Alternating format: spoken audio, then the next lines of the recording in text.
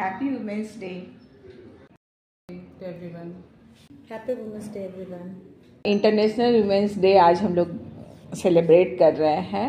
तो ये सेलिब्रेट करने का क्या मोटो है, हमें क्या सोचना चाहिए इस महिलाओं के लिए कि ये वुमेंस डे उनके लिए बहुत ही उद्देश्यपूर्ण हो। तो सशक्तिकरण पहला तो है कि हमें उनको सशक्तिकरण करना चाहिए। किन किन फील्ड में उनको सशक्तिकरण करने की आवश्यकता है? परिवार में सशक्तिकरण के लिए हमें क्या करना चाहिए? परिवार में मुझे लगता है कि थोड़ा सा उनको डिसीजन लेने दिया जाए, क्योंकि जब वो जन्म से सबसे पहले अपने मम्मी पापा की सुनती हैं, फिर बड़े भाई की सुनती हैं, फिर उसकी शादी हो जाती है तो वो अपने हस्बैंड की सुनती हैं, सास ससुर की सुनती हैं। तो कभी कभी मुझे लगता है कि उनके अंदर डिसीजन टेकिंग का कैपेसिटी जो है या उनका जो सेल्फ एस्टीम है वो थोड़ा सा लो रहता है, वो डिपेंडेंट रहते हैं। तो हमें बचपन से ही, मतलब जब स्कूल में है उसी समय से हमें उनको बोलना है कि भाई आप बराबर हो, बराबर के आप शायद ज़्यादा ही हो, तो अपना डिसीजंस वो ले पाए, अपना इंडिपेंडेंट हो सके लाइफ में। तो इंडिपेंडेंट होने के लिए उनमें क्या क्या गुण होना चाहिए कि वो अपना डिसीजन ले सके? जी, सबसे पहले एजुकेशन है कि वो अच्छे से अपनी पढ़ाई करें, पढ़ाई बीच में ना छोड़ें, चाहे जो भी हो, जो भी उनका फील्ड ऑफ इंटरेस्ट है। टेक्निकल लाइन नहीं हो, अगर आर्ट्स में भी इंटरेस्ट है तो जो भी चीज़ उनको प्रॉपरली, जिससे उनको अच्छी जॉब मिले और वो फाइनेंशियली इंडिपेंडेंट हो। क्योंकि जब तक वो फाइनेंशियली इंडिपेंडेंट नहीं होंगी, हर आदमी उस पे मतलब अपने डिसीजंस थोपना चाहेगा और उसको बोलेगा कि भाई तुम तो मेरे पे ही डिपेंडेंट हो, मेरी बातें तुम्हें माननी पड़ेगी। तो फाइनेंशियली इंडिपेंडेंट होना सबसे ज़रूरी है, जिसके लिए एक अच्छी एजुकेशन या एक डिग्री वो होना बहुत इम्पोर्टेंट है। और दूसरा सम्मान, आत्मसम्मान, उसको कैसे मेंटेन कर सकती हैं?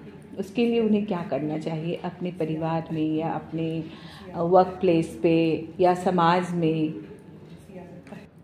पहले तो अपना इम्पोर्टेंस, मतलब वो किसी चीज़ में भी हैं, चाहे वो अपने घर पे हैं या फिर अपने वर्क फील्ड में हैं, उनका क्या इम्पोर्टेंस है, उनका क्या रोल है हर चीज़ में। For example decision making and everything related to decision making, और ये मतलब जो भी चीज़ है, लाइक केवल इंडिपेंडेंट हमारा एजुकेशन से और मतलब अर्निंग से नहीं होगा।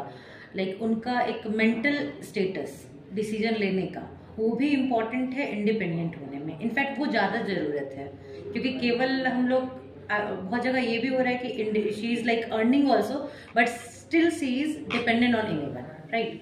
तो इसीलिए मेंटली स्ट्रांग होना बहुत इंपॉर्टेंट है। कि वो कैसे होगा, तो दैट इज डिसीजन लेकर के, छोटी से छोटी, बड़ी से बड़ी में अपना कंट्रीब्यूशन देके। इट्स नॉट कि केवल decision he they, but contribution अपना कि वो क्या सोचती हैं, एंड सुने भी कि क्या क्या हो सकता है। अगर वो चीज़ किसी मेल से भी आ रहा है आंसर, तो सुने एंड उसको एनालाइज करे कि हाँ मैंने जो सोचा और उनका जो थॉट प्रोसेस था उसमें क्या डिफरेंस था, and what will work better for other thing.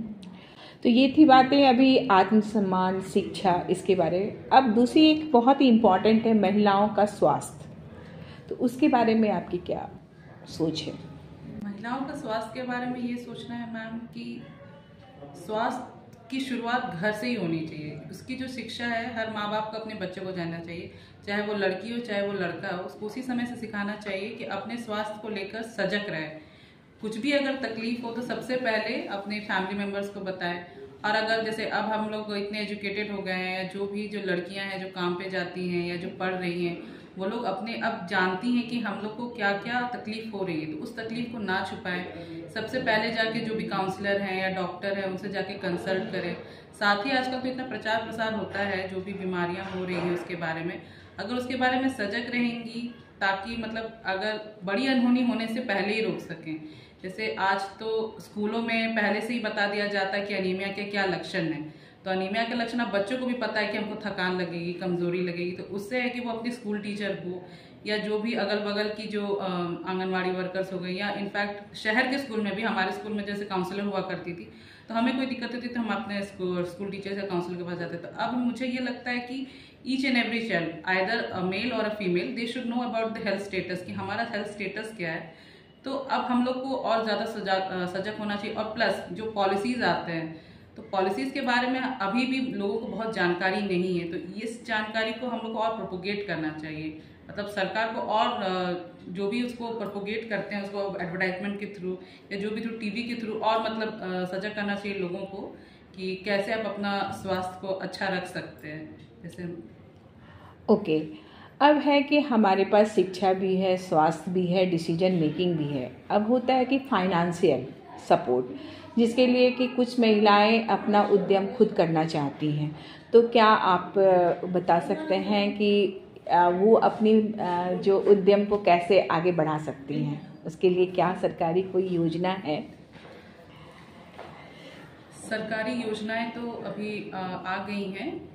जैसे अभी तो खास करके झारखंड में हम जान रहे हैं कि हमारे जो मुख्यमंत्री जी हैं उन्होंने धनराशि की योजना की है हर लड़कियों के लिए कि आपके महीना में हर महीने कुछ अकाउंट मैया सम्मान योजना के तहत कुछ राशि आपके अकाउंट में आ जाती है। तो अगर हर लड़की उस अकाउंट के पैसे को, धनराशि को यूज़ करती है अपने किसी उद्यम के लिए, तो वो और आगे बढ़ सकती है। साथ ही साथ जो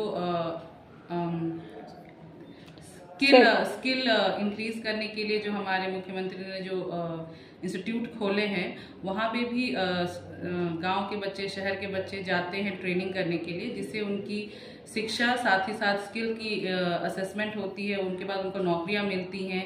और साथ ही साथ स्थानीय, जैसे झारखंड में हमारे जो रेगुलर स्किल्स है उसको बहुत बढ़ावा दे रही है सरकार। साथ ही साथ ये भी है कि जो वुमेन सोसाइटीज़ है वो बहुत सारे चैरिटी करते हैं, तो हम लोग उसके भी थ्रू बहुत सारे जो रोजगार हैं उसको बढ़ावा दे सकते हैं। और आज एक अनाउंसमेंट भी हुआ है जिसमें जो हमारे मुख्यमंत्री हेमंत सोरेन जी हैं, उन्होंने अनाउंस किया है कि 38 लाख महिलाओं को आज से खाते में जाएंगे 7500 रुपीज़। तो वो धनराशि बढ़ जाएगी और ये भी एक अच्छे कदम है महिलाओं को सपोर्ट करने के लिए।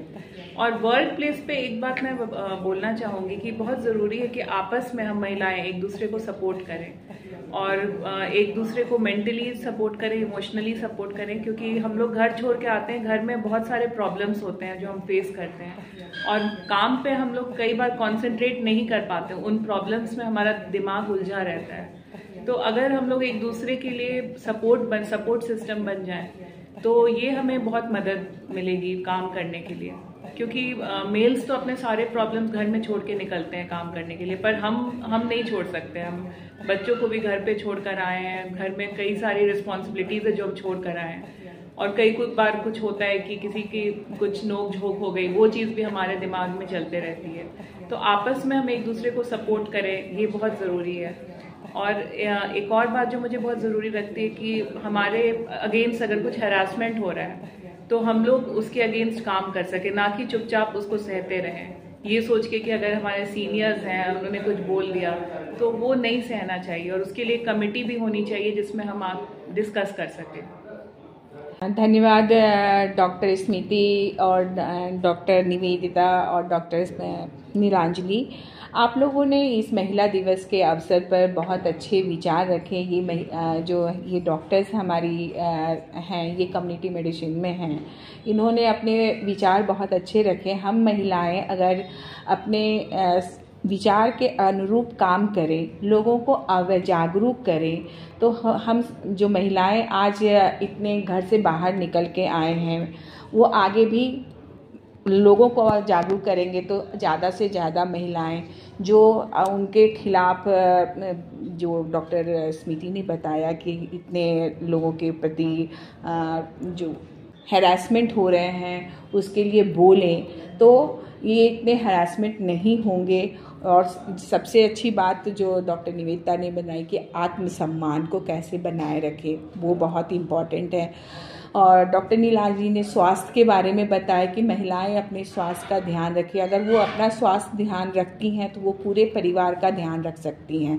अगर वो स्वस्थ होंगी तो पूरा परिवार स्वस्थ होगा। तो ये थी बातें महिला दिवस के बारे में जो महिला सशक्तिकरण से मिली हैं। थैंक यू, धन्यवाद।